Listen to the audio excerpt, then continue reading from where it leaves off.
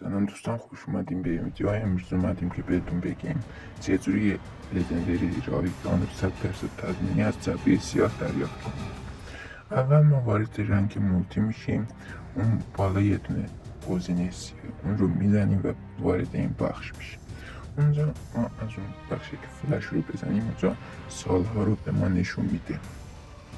ما بزنیم به اولین سال که از این جعبه دیارت رو داده بود که من نتونستم پرش کنم.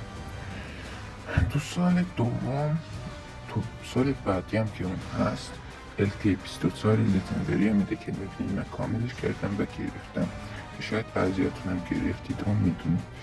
الان سال جدید اومده و ما میتونیم با لژند کردن رنگ بطل رویال یا مولتی هم لژندری رو بگیریم.